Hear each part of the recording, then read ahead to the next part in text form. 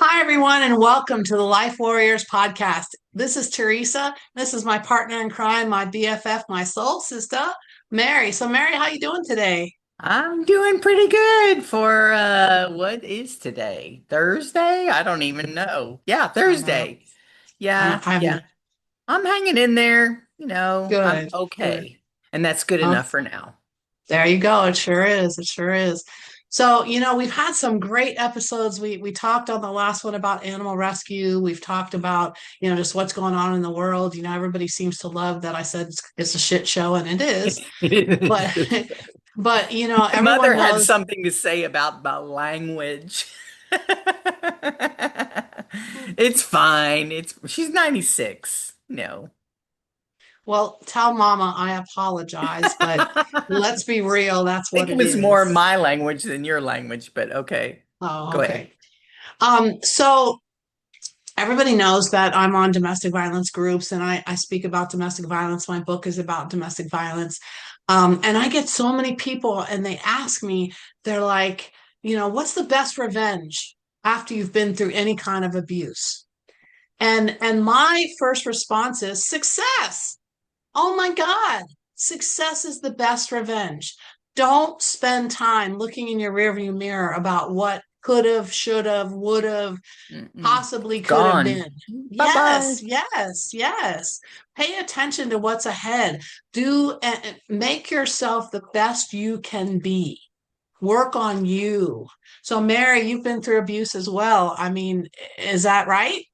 Yeah, that's totally right. And the first thing I did was go on a diet. There you go. Improve myself, gained my confidence back.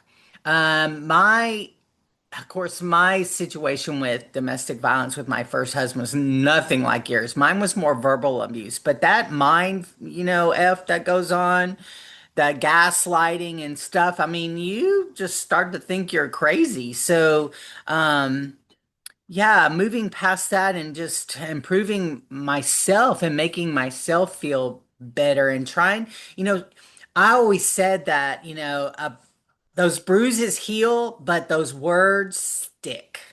And when we did our little things that we did, what, in 2024, every time I talked about those stories, and I'm sure you were the same way, it just took me right back to that moment. Even though it was 30 years ago, I could Hmm. feel that. So yeah, and now I do more of the let them. That you can't fix the past. You have right now is all you got. And especially now that, I lost my soulmate, I am even more appreciative of now, right now. What Yeah, about you? I so agree with you. When you want them to hurt like you hurt, but they don't have that capacity No, they because don't. they just don't know how to hurt. They just move on to the next victim. That's what they Yeah, do. They just move yeah, on. And you absolutely. know what? I so believe in karma, and karma does not forget an Oh address. yeah. Karma No. does not even think She about coming forgetting. for you because she's a mean mofo. Yes, she's a biatch. And I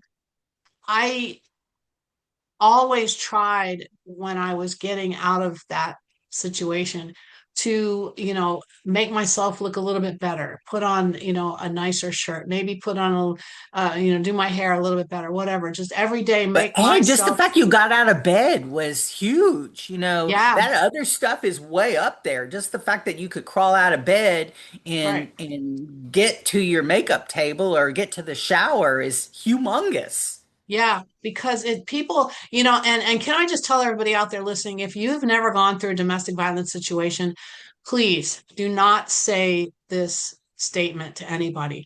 I know what you're going through.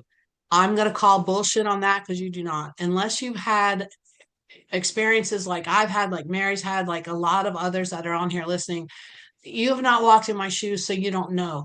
There's a couple things that you can say or ask. And one of the things is, how can I help you? How can I help? And that is probably one of the most powerful things, because then they know that you're offering your hand. You will help if you can. Or I'm thinking about you. Just I'm Right, thinking about you. right. Yep, absolutely. It's not hard to be there for someone, and It's not your job to fix it. We it's got to not your fix job. it. We Yeah, got to we got to fix it. fix it. And we have to start inside of us. It starts inside of us. It doesn't start in the outside. But, No. I've had so many people and they're like, oh, I miss him so much. Oh, I'm so sad. We're going to court today and I can't believe it's over and whatever. Stop it. Stop the madness right the hell now. Because let me tell you, you're grieving over a person you thought he or she was. You're grieving over a person that is not what you imagined. You're grieving over the loss of the Christmas. When you meet someone, you go, oh, I can't wait to have Christmas with this person and travel with this person. You're grieving because you're not getting those things. I I'm have to, grieving. I don't have him here. So, yeah, yeah. yeah. I mean, I was grieving because of not having the things that I thought we were going to have. We were going to be this power couple in bodybuilding. And, we did travel, but unfortunately, he ruined it all the time. Mhm. That's what they like to do. They like to ruin everything for you.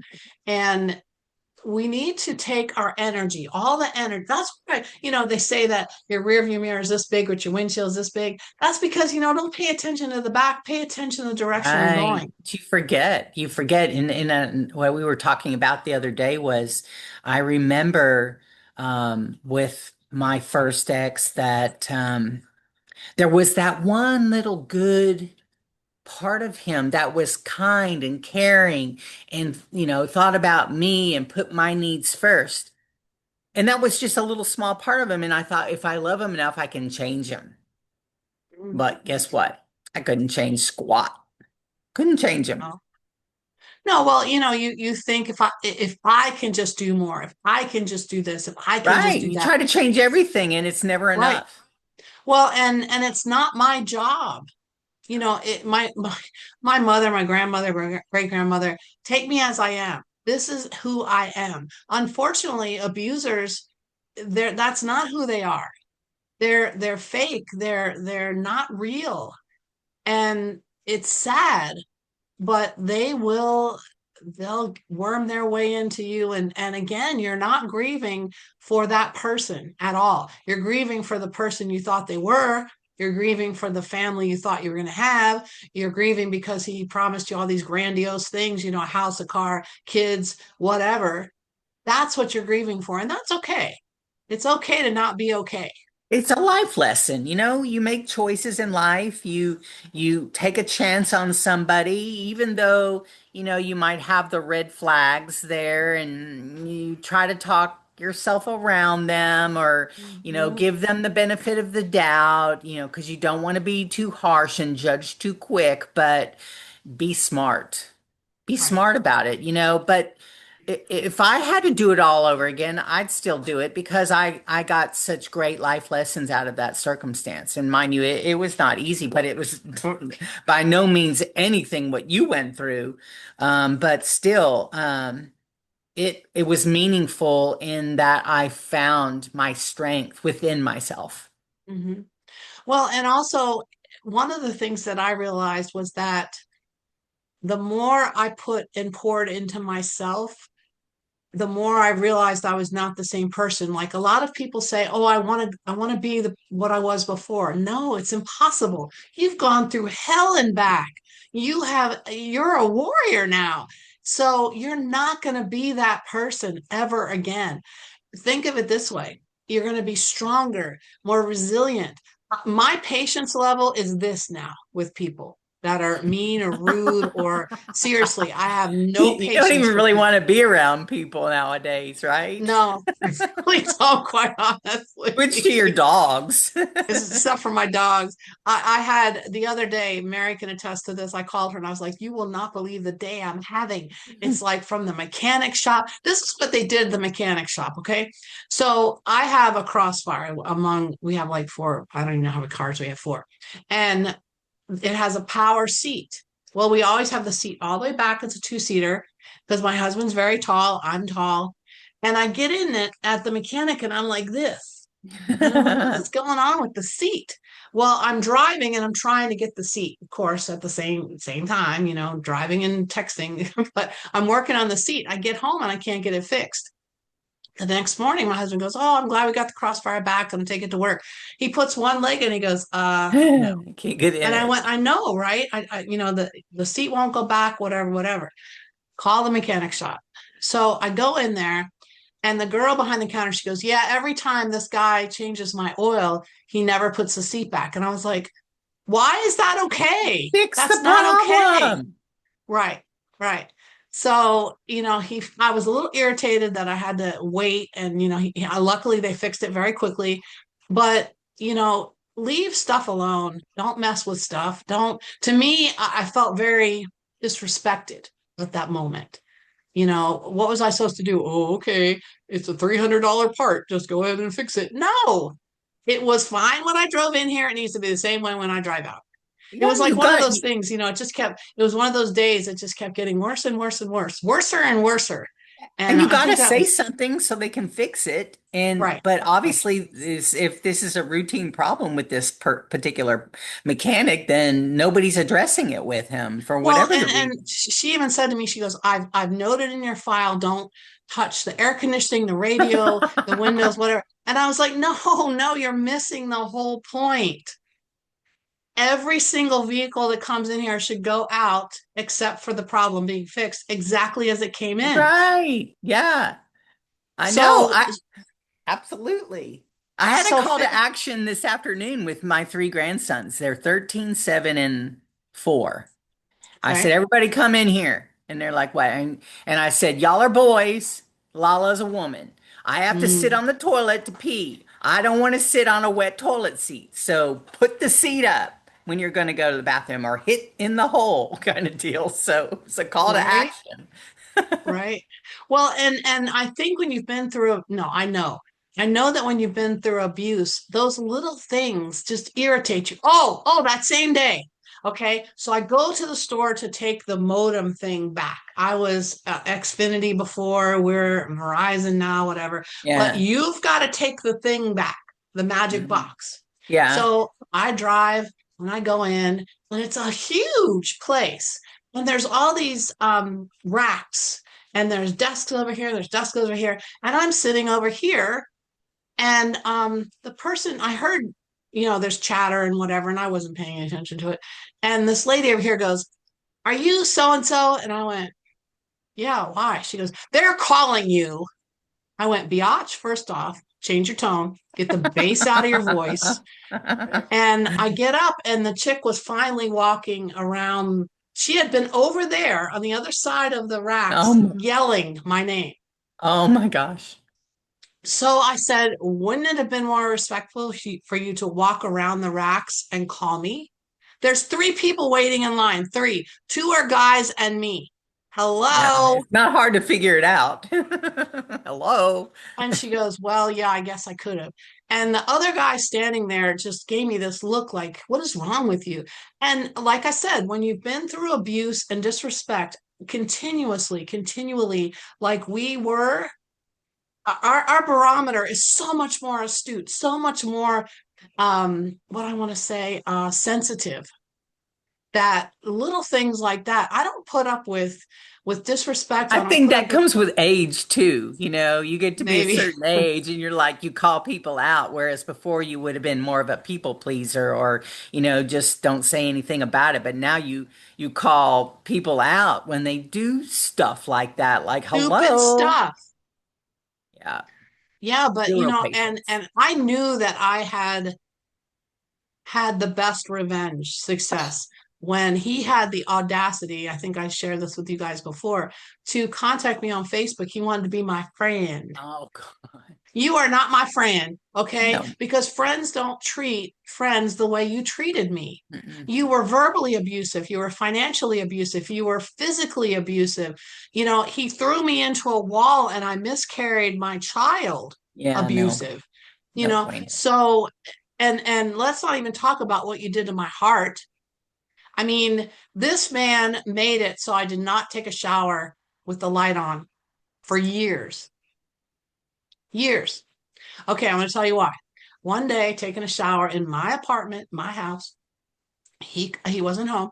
He comes home and he throws the shower curtain back and he goes, "Look at you. You are so effing ugly. You're disgusting. Nobody deserves, you don't deserve anybody to be with you. You're lucky you have me. You shouldn't even be taking a shower with the light on."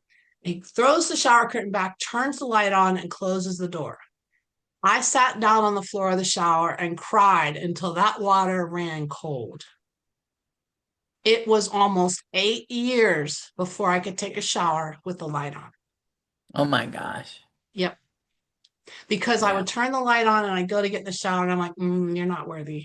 Because words stick, words stay. So I don't care what kind of relationship you're in, whether it be a work relationship, a personal relationship, any relationships we has as one human to another, choose your words carefully, Yes. especially when you're angry, because they stick, especially with kids. Because, Yep. how many times have you heard people grow up? Well, when I was little, somebody said this to me, or somebody did this, said this to me, or whatever. So words stick. So always choose your words carefully. hmm Yeah. everybody knows I'm a personal trainer amongst all the other things that I do. Mhm. And I had a mother who had a daughter. She was 14 and she was chubby. And girls are chubby at that age. They just Yeah. are. Excuse me, because they're trying to turn and change and whatever. Now, was she obese? No, just a little fluffy, just a teeny Chubby. bit. And I just She knew wore tough skins. Remember Sears tough skins for I chubby girls? That would I have been. do. Remember the chubby section? I I mean, know. that was Oh God. crazy. But she was Oh. just a little bit Yeah. fluffy. Yeah. Yeah. And her mom would always tell her in front of her, I don't want her to grow up fat. I don't want her to be fat. Blah, blah, blah, blah, blah. And the mother Uh, was almost anorexic, close to it. yeah. And I would have to pull the mother aside and say, please watch what you're saying, please, because that's sticking in her head. And it's like when we've been abused, it sticks in our head, little things, Yeah. like, the whole plate of spaghetti would end up against the wall because he said it wasn't seasoned properly or it wasn't hot enough or it was too cold or it was wrong, just and for whatever reason. And it's almost like, oh, I don't cook well, I'm not a good cook. Well, my husband is here to tell you that I'm a great cook, which is awesome. But they stick, the words stick. you know he used to tell me continuously how stupid I was. You are so stupid. And I'd be like, wait a minute, you didn't graduate high school, but I have two college degrees, but okay. You know, it's just, Yeah, but when you're in the middle of it, you don't think about that stuff. You right. just listen and beat yourself up that you're not a better person when really you're not the one with the problem, it's them. Right. You internalize those things and it's almost like you keep a list. I'm this, I'm this, I'm this, I'm this. I'm here to tell you, take that flippin' list, tear it up, burn it, throw it away, and start a new list. I'm going to share something with you that I share with my workshop people. Do you know that the two most powerful words in the English language are I am? Because whatever you put after that will manifest itself.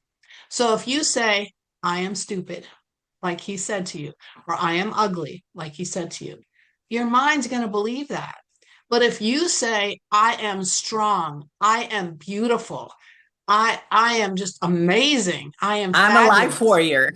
I'm a life warrior. If you say those things, that will come true if you keep saying those things. So, I just think that taking all the energy that we are as victims, and I hate those titles, that, Yeah, but yeah, as victims and survivors, we're taking all that energy and we're going, somebody texted me the other day. I saw him with his new girlfriend and she's getting everything that I wanted from him. Stop it. Stop the madness. Stop it. There's somebody out there that's better for you. I Just don't think they work on ever really yourself. change. Well, maybe they can change. I'm going to give them that. I used to tell Chuck all the time, I wish I'd met you 10 years ago. And he was like, no, Mary, you would not have liked me back then. Apparently, he was a bit of a philanderer with a wandering eye. So Mm, he was always like, I'm like fine wine. And I'm sitting in a dark closet somewhere. And when I finally found you, I was ready to be opened. And that was the best version of myself. And he was. It that's was. nice. That's nice. So Yeah, people can change, but I wouldn't hold my breath. yeah, well, I think to me, being an abused person, going from what you're saying Chuck was to beating the living bejesus out of someone, that's a big difference. Yeah. I don't, and so many times, the abuse, especially physical abuse, verbal abuse, is generational. They saw their father do it, their brother, their uncle, And their it was grandfather, okay. and it Hmm. was okay. It was accepted. Out here in Sacramento, we have huge Latino population, huge Pacific Islander, huge Muslim, Indian community, Fijians. We have a lot going on. And in those cultures, that's accepted. That's part So of it. everybody's Yeah. quiet about it, My you know? parents were married for 60 years, and we never saw them fight. Mm-mm. And it was to the point where because we didn't see them fight, we didn't, or at least I didn't understand that just because somebody's mad at you and you're fighting doesn't mean they don't love you. Right. It was just something I never saw. I never saw my parents fight. So, if he's mad at me, then I must be a terrible person kind of deal. It's crazy. Well, and if we spend some of that energy too, that we're worrying about, what we're grieving over and what we're missing out, use it to mend some of those relationships. Don't tell me you've been abused and you haven't lost family, friends, coworkers. Don't tell me that you haven't, because you have. Yeah. Whether it's completely or you've just lost, they're distancing themselves because they just don't want to be around it.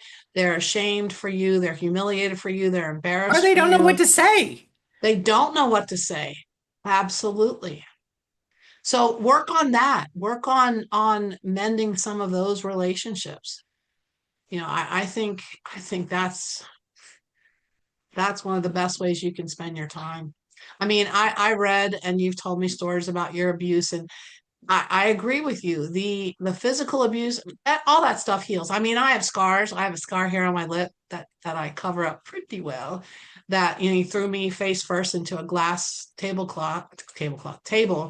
and it shattered and Oh cut my God. face. Yeah. But those things heal. It's the stuff that's on my heart, the stuff that's on my soul that takes a long time to heal. Yeah, because it makes you doubt. Yes. It makes you It makes doubt. you doubt your Words values, your hurt. qualities. Words hurt. Makes you like, am I really? Yeah. Yeah. I don't miss that. I don't miss it I either. couldn't And even I'm watch Cheaters. I can't even watch Cheaters. It makes me mhm, nauseous right. when I watch Cheaters because of what I've been through in my life. But before Chuck, yeah, I can't even watch that. It just because I know how they feel. I know how those women feel, and it makes me nauseous. Oh, Yeah. Well, it feels like someone has reached into your inner core and just grabbed it and is pulling it out because it's changing everything. Your whole world has changed, and it's sad. It's sad that people manipulate people like that and are abusive to people and unkind and disrespectful. It's sad. And that unfortunately with the gaslighting. Oh my yeah, God, the craziness. economy as it is, it was bad enough with COVID. But now with the economy as it is, you and I both lost our jobs in the last, 18 months. People are losing their jobs. They can't pay rent. They can't, they're homeless. They've got to take their dog that they love to the shelter. They've got to, dump their cats outside. Their kids aren't getting what they need. You know, um, the economy is terrible right now. And that's when that happens, that's one of the reasons the Well, domestic financial violence. stress. I mean, Yes. that is a Financial stress whole is the nother. worst. That's like pouring lighter or gasoline on the fire. It just, you already got a small, fire going, and then you just throw that on there and boom, it just blows up. Yeah, and again, it's just the numbers are staggering, staggering. It used to be every 9 seconds in the US, someone was abused, someone became a victim, someone became a statistic. Now it's 7 seconds, every 7 seconds. So we've been talking now for 30 minutes. That's a lot of victims since we've been speaking. And it can be anything. People don't realize that, oh, well, you're fine. How could you be abused? It's not just physical, it's emotional, it's mental, it's verbal, it's financial, it's pet abuse. I had someone reach out to me and she was devastated. She had bought her kids, they were 5 and 8, I think, a guinea pig or hamster, I think, the little guys, Hmm. for a gift at Christmas. And this was like 6 months later, whatever. That Oh God, is it like the horrible, boiled rabbit? Is it like the that boiled that rabbit? horrible human being made them stand in the bathroom and he flushed it down the toilet. Oh no, no, I can't do I that. mean, really? No, Really? that's So the pet that's abuse, and Hachi was part of a domestic violence situation. The fur dad bought him for the fur mom, so she would stay in the domestic violence situation, and she left anyway. So he beat Hachi so badly.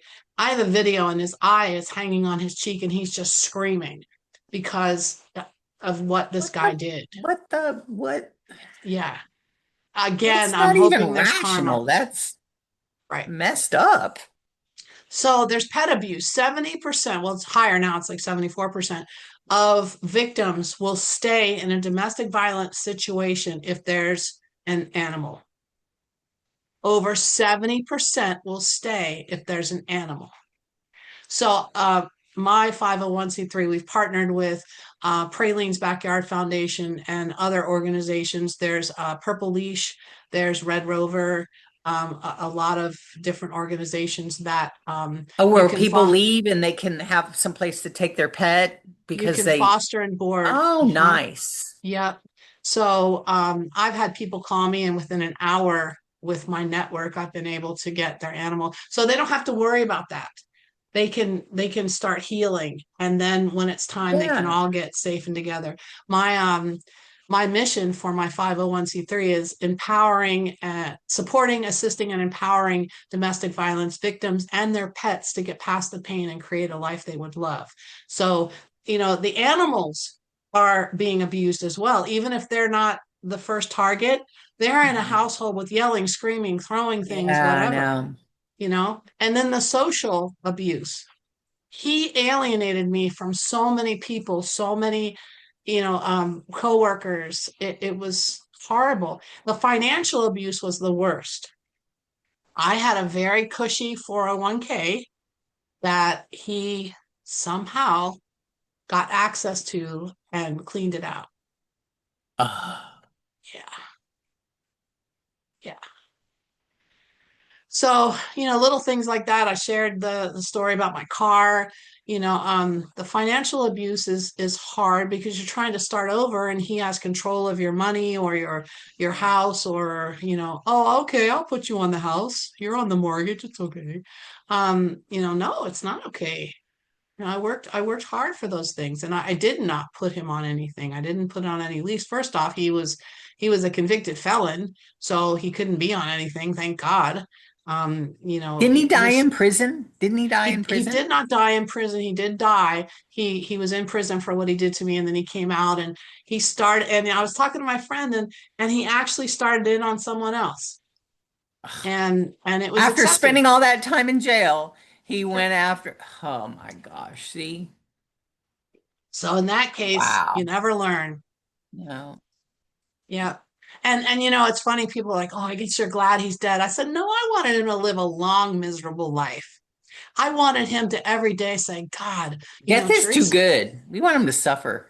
yes, yes. Let him sit in that My friend, little, what is that, 8 by 10 little, a prison cell. How big are they? They're not very big. Oh, I don't I'd think they're rather eight have by them 10 sit because there and my think about this it room right every here is day. 10 by 10. So I don't think it's 8 by 10. I think it's like 4 by 6 maybe or something. I don't know. It's small. Yeah. Um, Just but think of what you did. but can I just tell you how much my abuser loved prison?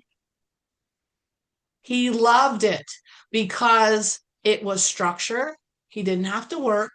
He could watch TV. He had little side hustles going. He could get tattoos. He could work out as much as he wanted. So he loved that. I remember when he and I were first together and he got his first job, he comes home on Friday and he's like, I got paid. I got paid. I said, okay, I need this for the groceries, this for this, and this for this. And he goes, what? I have to give you some of this? I have to give you most of this? I'm like, yeah. So he really truly loved. He That's was a crazy. what do you call it when they're when they've been in prison, a repeat. Institutionalized. Whatever. He had that in his head. I think that's he loved being in prison because he knew He that didn't know how to system. function outside of prison. He didn't. It's the Shawshank Redemption. Remember, institutionalized. Yep.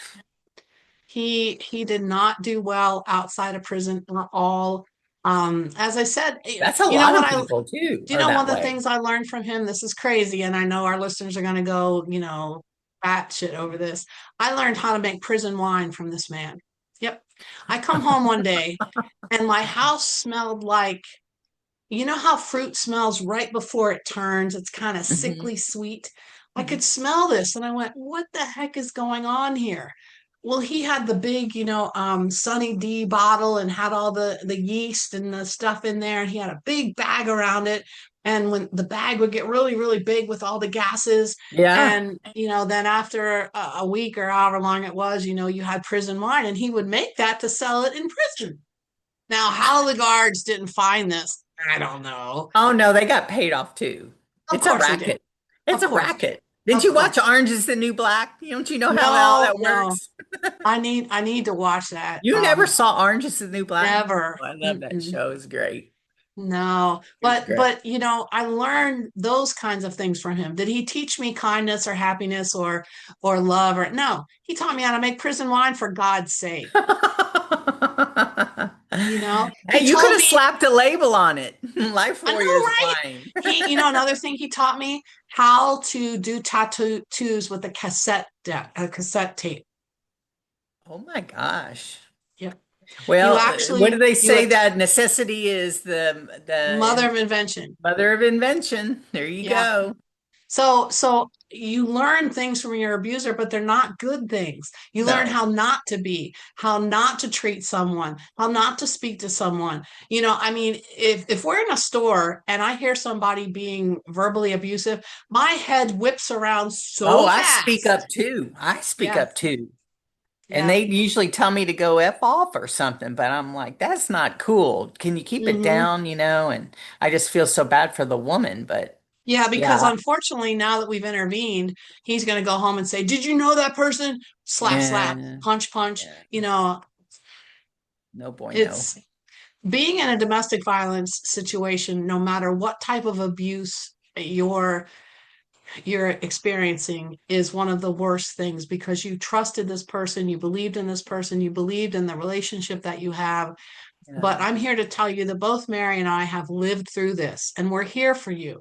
Hmm. If you need to reach out to Life Warriors Official at Gmail, on our Facebook page, any of the different social media platforms that we're on, we will do our best to help you, just talk you through it. If you're a survivor, I want you to tell me one thing that you do nice for yourself that you didn't do before.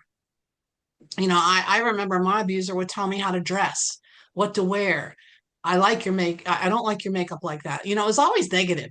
Not that I like this. It was always, I don't like that. I don't like that. You know, You um, couldn't do anything right. no, no. And you're constantly in a fight or flight. That feeling inside.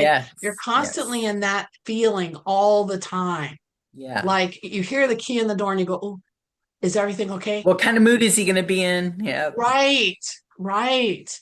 And I would, he always, this is crazy, and I don't know how was still alive. He would take like 6 or 7 Tylenol PM and drink, those little bottles of like tequila or whatever, Oh and then God. and a couple of How beers. did he have a And stomach left?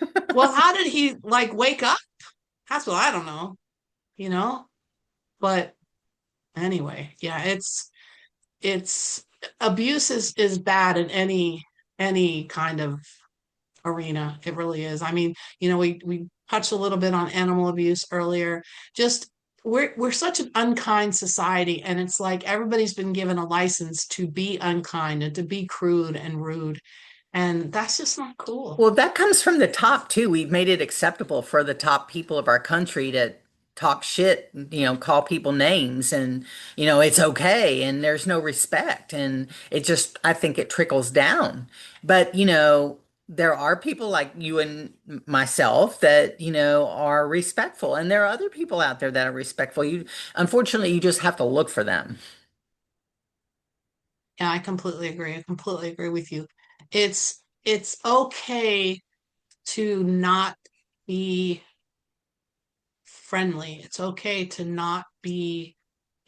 be rude. It's okay to not have communication skills. You know, I hate being in a store and I say, excuse me, and they go, what? I'm going to ask you one more time. Excuse me. What do you mean, what? How about, can I help you?